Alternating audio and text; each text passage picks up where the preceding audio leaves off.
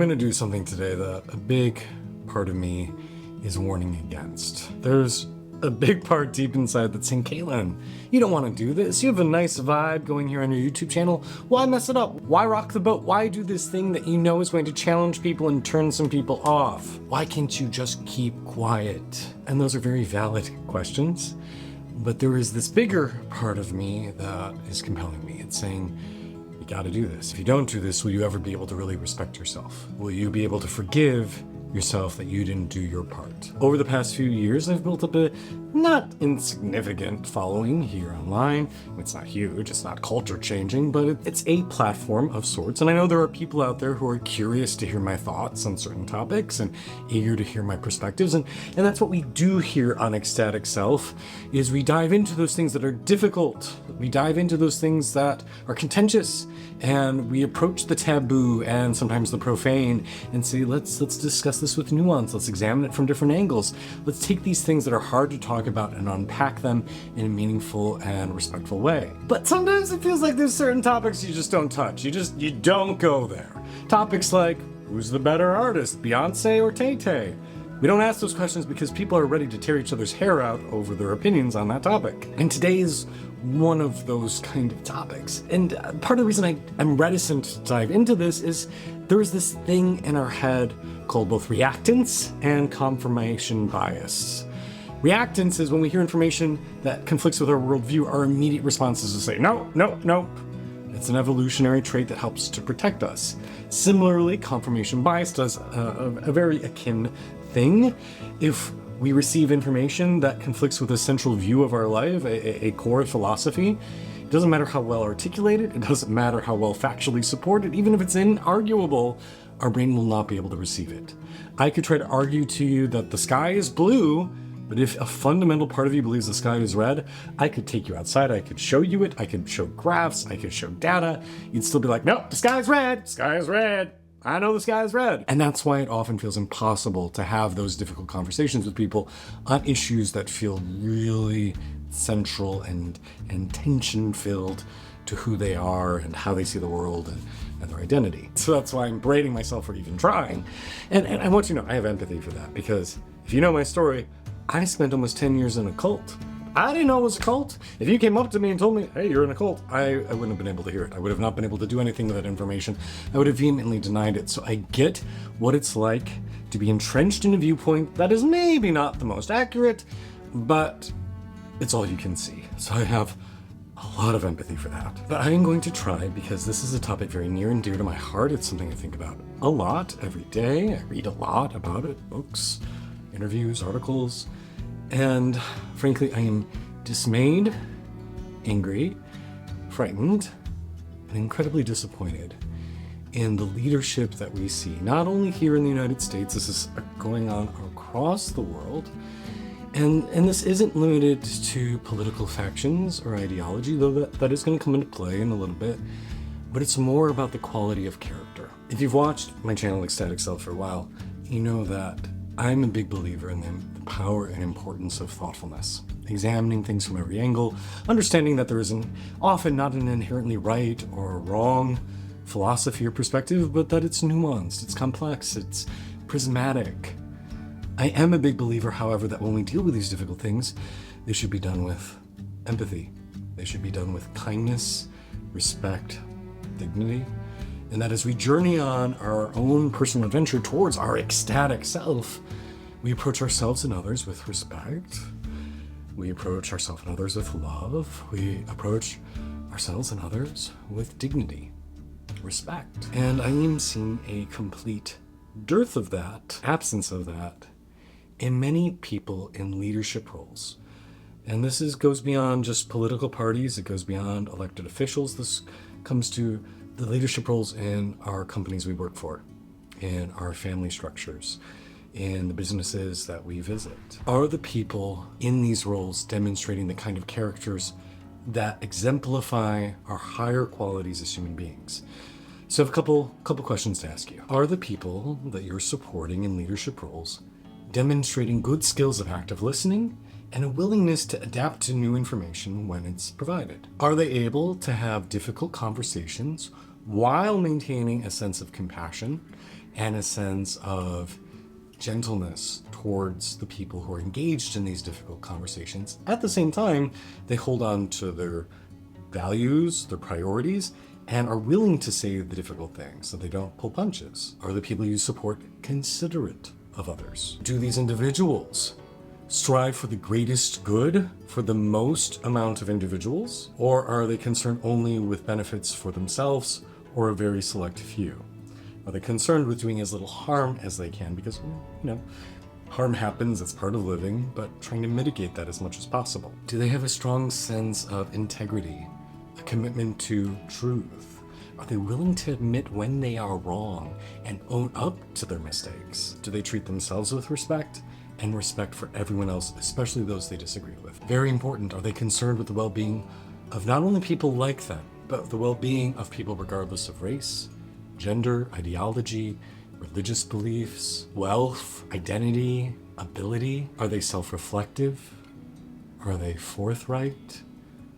Are they kind? Are they the kind of person that you would be proud to be or to have your child grow up to be? Are they the kind of person that you would want to emulate? I invite you to just take a moment, close your eyes, reflect on that question while I'll sit here and wait.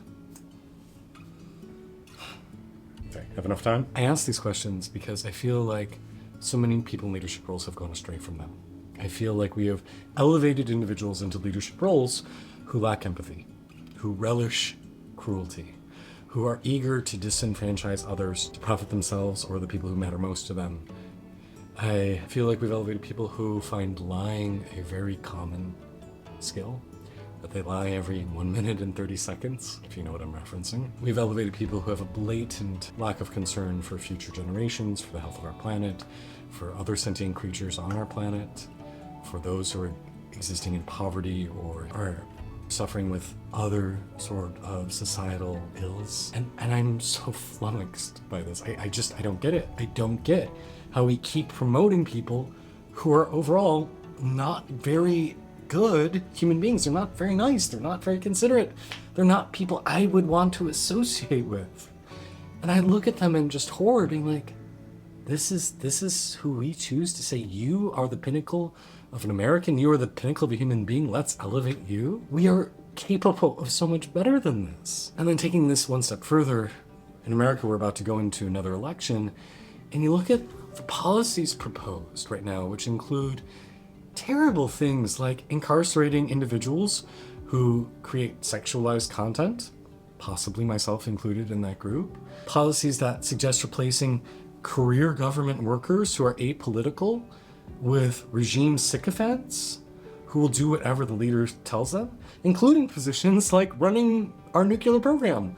I don't want a government loyalist running a nuclear program. I want a physicist who's really good at nuclear stuff running our nuclear programs. We're looking at people who are saying being differently gendered is illegal, that if you don't have traditional gender qualities, bad things should happen to you. A platform that says the only true type of family is a man who works and a woman who stays at home, and all other type of families need to be eliminated. Hell, there's even billionaire investors who have gone on record saying that they think everyone who's below a certain income level should be tagged with a monitoring device and forcibly relocated out of their home to a rehabilitation center. And I think we've all heard by now individuals who are saying, let's just get rid of democracy and install a dictatorship. And even worse, the number of citizens I've heard who just shrug and say, well, would a dictatorship be really that much worse than democracy? Democracy isn't doing so well for us right now.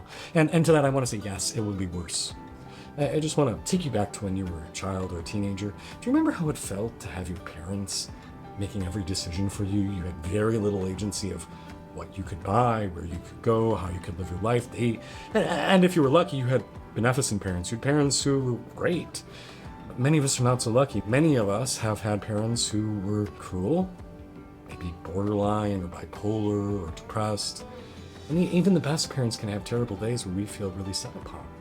When you look at countries like China, which more or less have a dictatorship, and you see things like a news article I read about a stand-up comedian who had his career ruined by the government and sent to prison because he told one joke that paraphrased the military slogan in reference to his dog, in reference to his dog's ability to hunt after a small animal. It wasn't used derogatorily. It wasn't used in a negative connotation. It wasn't making fun of the military. It was sheerly the fact that he paired a military slogan with a connection to a dog got him arrested. Is that a world you want to live in where somebody could have that power over you? Because that's what we're looking at. That's what we're looking at. Individuals who have a blatant disregard for most people. Basically anybody who isn't white, Christian, well-off, cisgendered, heterosexual, masculine man. If you don't check every one of those boxes, there are policies in this upcoming platform that are harmful to you. And I know it sounds like I'm speaking negatively about people on the extreme right. And I want to be clear. These issues I'm addressing don't just address right-wing people. There are also issues in the left. I have seen incredible, cringeworthy intolerance on the left. I am dismayed at this purity testing that happens, that if you have any foibles in your background, if you have any bad decisions, you are eliminated. You are not worthy. This cancel culture. You even see this in queer spaces, which are supposed to be inclusive, but if you are not queer in the right way, you are discriminated against or excluded. I mean, even the use of pronouns, this idea that if you aren't doing it perfectly, or if you aren't using the correct terminology, we're going to shame you, and you're never good enough. It's never good enough. I have issues with that. I have issues with how militant people are on the left wing. But let's be clear here. The scope and the depth of the unkindness, the unfairness, the cruelty that I'm talking about today, there is a huge difference in quality and quantity between the left and the right. And you just have to look at the platforms to see it. The left-wing platform tends to be directed towards the greatest good for the greatest many. The right wing tends to be directed for the good of billionaires, white, male billionaires. And it is a bait and switch, right? They get you fired about something that makes you angry, but really it's just about the billionaires.